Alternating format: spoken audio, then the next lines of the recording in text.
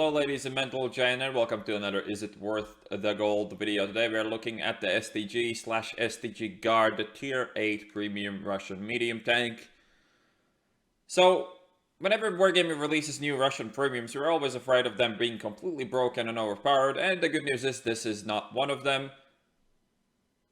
And the bad news is this is not one of them, I guess, because why would you buy a tank that isn't overpowered after they have been releasing overpowered medium tanks or overpowered tanks as premiums for the last quite a while? I mean, you can't buy them anymore, but you know, it still doesn't really excuse anything. So we have an STG Guard here. Let's look at the armor first, and then let's jump into the game and talk about everything else. So the hull is pretty much cheese, 100mm angled, not so greatly, so yeah, you're not really gonna bounce much with the hull. Also, the upper part of the hull is only 30mm, so this can get overmatched by like everything in the game. This is actually 20mm, so not only are these gonna shit on you, it also is gonna get overmatched by pretty much everything. The turret, however, is quite a bit better. Ranging from 210 to 130 armor, you get around effective of, you know, around 200 to 220. In some spots a bit less than that, so it's not all that bad actually for a medium tank that is rather mobile. The gun mantlet is pretty legit as well. There's no holes as far as I can see here. Well, there is some weaker zones, but again, it is pretty good, so there is nothing to really complain about on the turret. It's not like you can rely on it, but it will save you you know, sometimes it can save you for sure, and the turret roof isn't an overmatch like the hull is, so that is also nice. It does have a pretty big cupola though, which kind of fucks up its ability to bounce shots with turret at close range, but again, it is a medium tank, it is rather fast, and you don't really play it for the armor anyway, so that's not that big of a deal. Everything else on this tank is cheese, so you know, no real point even looking at it. That being said, let's get into the game. So here we are playing one of the most unbalanced maps in the game, Live Oaks, and we are starting off from the losing spawn. Before we get into the stats, let me just make a quick comment on this map. If you spawn north, you are fucked generally, because you cannot win the south part of this map because the enemy team has an incredible advantage there. As long as their mediums go south, they will generally win 90% of the time, and that happens a lot of the time. In the higher tiers, this is probably the most imbalanced map in the game, which is hilarious that it is still here, of course. The way to counter that is to try to spot them going to the city, try to deal with the campers, try to deal with the city as fast as you can, and then turn around and try to defend the other side, which is what we're gonna try to do here. And yeah, let's get into the stats after I've been done ranting about that. Alright, comparing it to an M4 Rev, as their guns are rather similar. Other than that, they're not very similar, but hey, they're two tier 8 premiums with the big guns, so why not compare them? We start off with 1350 hit points, 370 meter view range, top speed forwards 50, backwards 20, power to weight of 14.3, tank traverse of 46.93. Effective traverse you can see here as well. Terrain resistance is much better than on the M4 Rev, so again, power to main weight really means nothing here, as this tank is way more mobile than the M4 Rev, because hooray, soft stats, yay! Gun elevation 17, gun depression 6. When we come to the gun itself, we get 1743 base DPM with 390 alpha and 212 penetration. Aiming time of 2.4, accuracy 0.32. The soft stats while the tank is moving are rather poor, especially compared to the M4 Rev. The turret traverse ones are pretty solid though, so you won't have trouble aiming as long as you're not moving your tank too much. The tank also does shoot AP instead of APCR, which makes the shell velocity rather poor, and it's a pretty poor shell velocity to begin with, so that is something to take into the count. But the shell cost is rather cheap for the amount of damage it does, so at least you have that going for you. Also, the gun depression is 6 all the way around, and so is the gun elevation. Alright, so what we have here is a package with not a lot of armor, not very good view range, but really good camo actually. This tank has excellent camo. You can see that in the game as well. And the difference between buying the Guard or the STG, if you buy the Guard, you will not be able to put on any more camo, and it will be worse than buying the STG and putting on camo for gold. The good news is that buying the Guard will have better camo than the STG without the camo. So if you don't want to spend any more money than, you know, just buying the tank, then buying the Guard is much better. But if you do want to put the you know, usual camos on when they come on discount or whenever, then the STG will be a better purchase.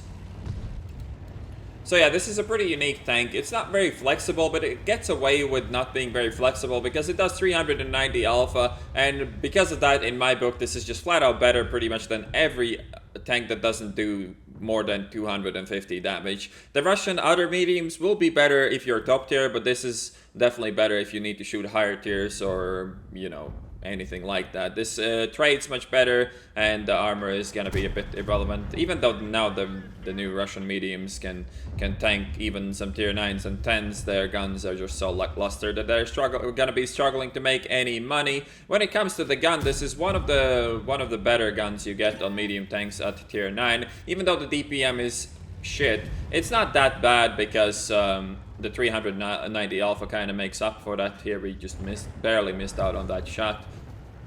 But what I said has happened. We have completely lost south because we spawned on live oaks on the north side. They have completely dominated that, and now they're going to try to flank us and kill us, and they should win this game every time, but we start our comeback with a nice high roll on that bat chat. Also, this tank will struggle whenever you need to find gun depression. While 6 degrees isn't the end of the world, 6 degrees is pretty bad when you have a back-mounted turret. You'll often find yourself driving backwards and stuff, and then anybody can, well, if anybody can hit your hull, they'll definitely pan it, and getting tracked with your ass sticking out is definitely not the way to play this game. We do get lucky, and these trades here are just ridiculous. I mean, this is why high alpha is king. This is why alpha is king. Over 240 little pom-pom guns. Like, you want this alpha. You want to hit people for 390 every time you take a risk and take a peek. But in the end of the day, the question is, can I recommend this over tanks like the Liberty, like the Defender, like the Patriot, like the Lorraine, like the Scorpion? Not really. I would rate this below the M4 Rev, but above every tank that hits for 240, 230, 250 even. Every tank like that in this game I think is worse than this, but this is not like top of the food chain kind of premium, and while it is very unique and cool, and I do like to play it, I can't really recommend buying a tank that's just kind of worse than so many other tanks that you can buy. Now, 2 of these shots kind of fuck our chances to win, and this is getting rather close. We're losing 9-11, and they still have an M103 somewhere around, so we gotta be careful here. We'll try to finish off this D69, and we do exactly that while he misses his shots on the move.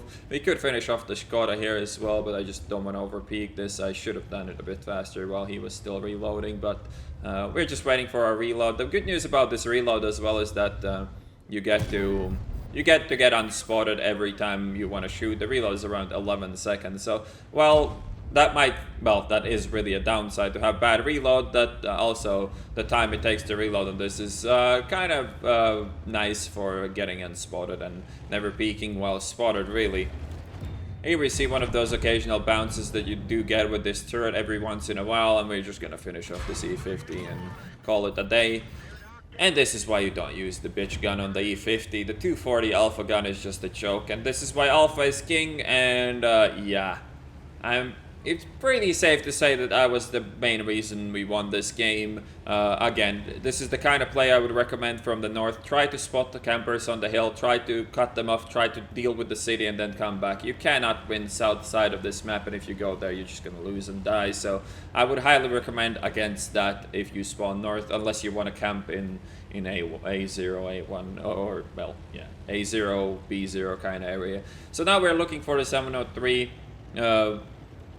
This tank is kind of weird in its 370 view range as well. You really don't want to run binos on it, but you could. I am running optics, and my view range, as you can see, is not full. I'm not sure if my crew is decked out on situational awareness and recon, but The bad view range is probably the worst part about this tank, and if it had the 380 or the 390, probably would recommend this over the M4 Rev, but without that, it's kind of weird that this tank relies so much on being sneaky and doing the spotting. It just doesn't have the view range for it.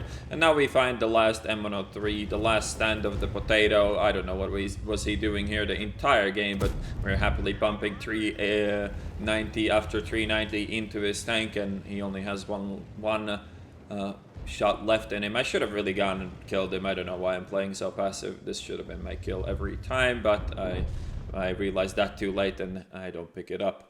So we end up with an ace tanker, 7,515 experience with the ×3 and the premium account, Oskin's medal, tank sniper, high caliber and Confederate, 5,399 damage done, 1,499 assisted with 4 kills and 1,670 base experience.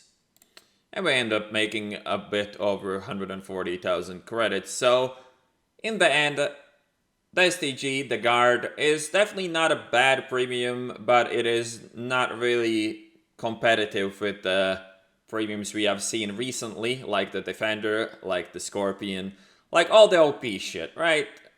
It doesn't really compete with things like the Lorraine either, but it is not bad. I like it, I like to play it, but can I really recommend it? And is it worth the gold in this power creep meta? Not really. So hope you guys enjoyed this review, and I'll see you on the next one.